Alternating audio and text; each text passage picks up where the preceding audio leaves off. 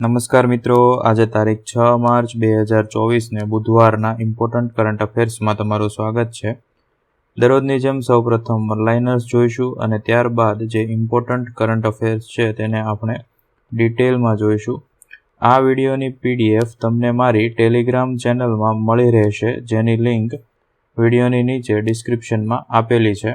તો શરૂ કરીએ વનલાઇનર્સથી. સુરેન્દ્રનગર ખાતેથી સુજલામ સુફલામ જળ અભિયાન 2024નો રાજ્યવ્યાપી આરંભ કરવામાં આવ્યો છે. ટકાઉ વિકાસ માટે વિશ્વ ઇજનેરી દિવસ કે જે દર વર્ષે 5 માર્ચના રોજ મનાવવામાં આવે છે, તેની 2024ની થીમ ટકાઉ વિશ્વ માટે ઇજનેરી ઉકેલો હતી.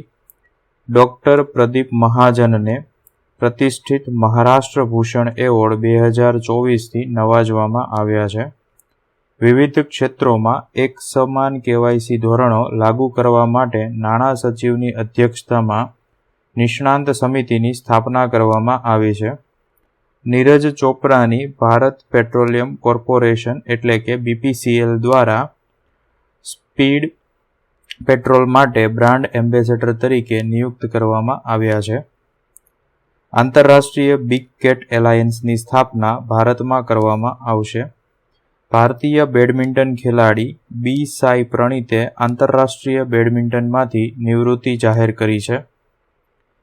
વિકસિત ભારત વિકસિત ગુજરાત ગુજરાત નારી શક્તિ વંદના કાર્યક્રમનું આયોજન પાટણ ખાતે કરવામાં આવશે.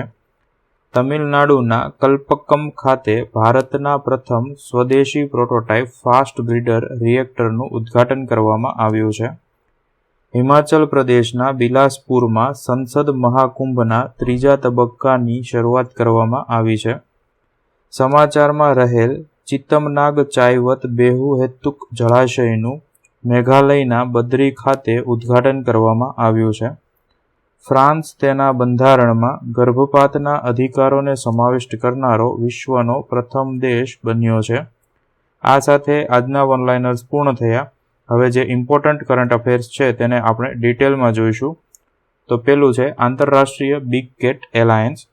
કેન્દ્રીય કેબિનેટે 29 ફેબ્રુઆરીના રોજ આંતરરાષ્ટ્રીય બિગ એલાયન્સને પ્રસ્તાવને મંજૂરી આપી હતી. કેન્દ્રીય પર્યાવરણ મંત્રાલય આંતરરાષ્ટ્રીય સોલાર એલાયન્સના તર્જની સાથે આંતરરાષ્ટ્રીય બિગ કેટ એલાયન્સ એટલે કે IBCAની સ્થાપના અને સંકલન કરવાની યોજના ધરાવે છે. IBCA એટલે કે આંતરરાષ્ટ્રીય બિગ કેટ એલાયન્સનું મુખ્ય મથક ભારતમાં હશે, જેના માટે ભારતે પહેલેથી જ 5 વર્ષ માટે 150 કરોડ રૂપિયા પ્રતિબદ્ધ અથવા તો ફાળવણી કરી છે. વૈશ્વિક સ્તરે મોટી બિલાડીઓ બિગ કેટમાં વાઘ, સિંહ, દીપડો, હિમદીપડો, પ્યુમા, જેગુઆર અને ચિત્તાનો સમાવેશ થાય છે. પ્યુમા અને જેગુઆરને બાદ કરતા બાકીના તમામ પ્રાણીઓ ભારતમાં જોવા મળે છે. હાલમાં ઘણા મોટી બિલાડી દેશોમાં સંસાધનો મેળવવામાં તેમજ પ્રથાઓ અને પ્રક્રિયાઓનો શ્રેષ્ઠ ઉપયોગમાં અંતર છે, જેથી મોટી બિલાડીઓને તેમના નિવાસસ્થાનની શ્રેણીમાં સંરક્ષણના પડકારોને સંબંધતી કોઈ આંતરરાષ્ટ્રીય સંસ્થા નથી. ત્યારબાદ ડૉક્ટર પ્રદીપ મહાજન વિશે જોઈએ. રીજનરેટિવ મેડિસિનના ક્ષેત્રે તેમના યોગદાનની નોંધપાત્ર માન્યતામાં STEM-RX બાયોસાયન્સ સોલ્યુશન્સ સાથે STEM-RX હોસ્પિટલ એન્ડ રિસર્ચ સેન્ટરના સ્થાપક અને અધ્યક્ષ તેમજ મેનેજિંગ ડિરેક્ટર એટલે કે CMD ડૉક્ટર પ્રદીપ મહાજનને પ્રતિષ્ઠિત મહારાષ્ટ્ર ભૂષણ એવોર્ડથી નવાજવામાં આવ્યા છે. તેમના નેતૃત્વ હેઠળ STEM-RX hospital and research centre generative medicine ક્ષેત્રે અગ્રણી સંસ્થા તરીકે ઉભરી આવ્યું છે. સંશોધન અને વિકાસ પ્રત્યેની તેમની પ્રતિબદ્ધતાઓએ ઘણી ક્લિનિકલ સફળતાઓ તરફ દોરી તેમને તબીબી સમુદાયની અંદર અને બહાર માન્યતા પ્રાપ્ત કરી છે. American board of regenerative medicines તરફથી તેમનું પ્રમાણપત્ર તેમની આ ક્ષેત્રમાં રહેલી કુશળતા અને પ્રાવીણ્યને વધુ પ્રમાણિત કરે છે, તેમજ પુનર્જીવિત ઉપચારમાં આદરણીય સત્તા તરીકે ચિહ્નિત કરે છે. ડૉક્ટર મહાજનની નોંધપાત્ર સિદ્ધિઓમાં સેરેબલ પાલ્સીનો વિશ્વનો સૌથી નાનો કેસ રીજનરેટિવ મેડિસિન દ્વારા સારવાર કરવામાં આવી છે અને ભારતમાં એમ્પટીનોઝ સિન્ડ્રોમનો પહેલો કિસ્સો પણ આ નવીન ઉપચાર દ્વારા સંબોધવામાં આવી રહ્યો છે. ત્યારબાદ ભારતનું પ્રથમ સ્વદેશી પ્રોટોટાઇપ ફાસ્ટ બ્રીડર રિએક્ટર વિશે જોઈએ. તો ભારતના 3 તબક્કાના પરમાણુ કાર્યક્રમના મહત્વપૂર્ણ બીજા તબક્કામાં તમિલનાડુના પલ્લક્કમ ખાતે ભારતના પ્રથમ સ્વદેશી prototype fast breeder reactor 500 MWE ખાતે કોર લોડિંગની શરૂઆત કરવામાં આવી છે.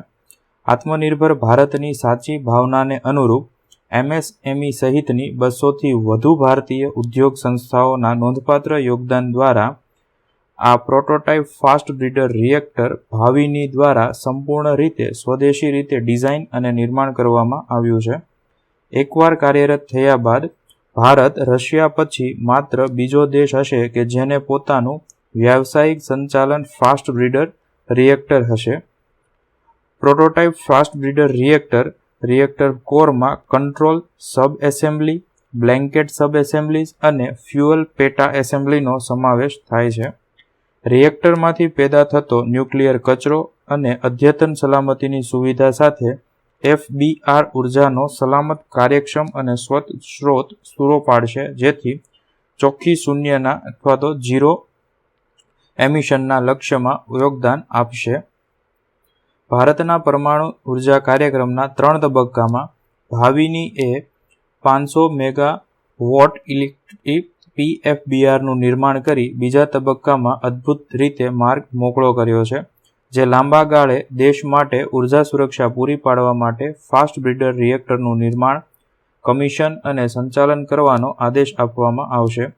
સલામતીની દ્રષ્ટિએ PFBR એ 3જી પેઢીનું અદ્યતન રિએક્ટર છે, જેની અંતર્ગત નિષ્ક્રિય સલામતી સુવિધાઓ છે, જે કટોકટીની સ્થિતિમાં પ્લાન્ટને તાત્કાલિક અને સુરક્ષિત રીતે બંધ કરવાની ખાતરી આપે છે. કારણ કે પ્રથમ તબક્કાથી ખર્ચવામાં આવેલા બળતણનો ઉપયોગ આ રિએક્ટરમાં કરવામાં આવે છે, જેના લીધે પરમાણુ કચરામાં નોંધપાત્ર ઘટાડો થઈ શકે છે, જે સૌથી મોટો ફાયદો છે, કારણ કે તેના લીધે જે મોટી ભૂસ્તરશાસ્ત્રીય નિકાલની સુવિધાઓની જરૂરિયાત હોય છે તેને ટાળી શકાય છે. ભારતીય પરમાણુ ઉર્જા કાર્યક્રમની વૃદ્ધિ, ઉર્જા સુરક્ષા અને ટકાઉ વિકાસના 2 ધ્યેયને પૂર્ણ કરવા માટે અનિવાર્ય છે. અદ્યતન ટેકનોલોજી સાથે જવાબદાર પરમાણુ શક્તિ તરીકે ભારત પરમાણુ અને રેડિયોલોજિકલ સામગ્રીની સુરક્ષા સુનિશ્ચિત કરી પાવર અને નોન પાવર સેક્ટર બંનેમાં પરમાણુ ટેકનોલોજીના શાંતિપૂર્ણ ઉપયોગને વિસ્તારવા માટે પ્રતિબદ્ધ છે. ત્યારબાદ બંધારણમાં ગર્ભપાતના અધિકારોને સમાવિષ્ટ કરનાર વિશ્વના પ્રથમ દેશ એટલે કે ફ્રાન્સના કાયદા વિશે જોઈએ.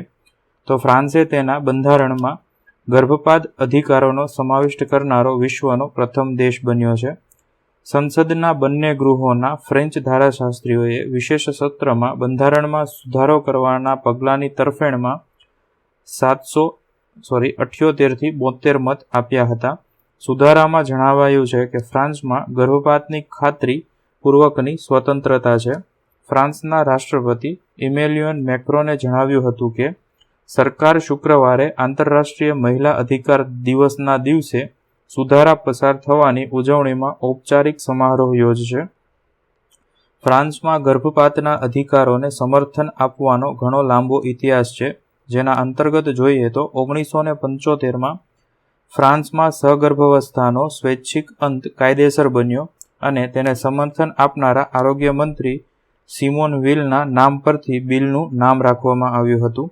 આ કાયદા અંતર્ગત ગર્ભાવસ્થાના 10મા અઠવાડિયા સુધી ગર્ભપાતને મંજૂરી આપવામાં આવી હતી. ત્યારબાદ તેમાં 2001 અને 2022માં સુધારા થતાં અનુક્રમે 12 સપ્તાહ અને 14મા સપ્તાહ સુધી લંબાવવામાં આવ્યું હતું.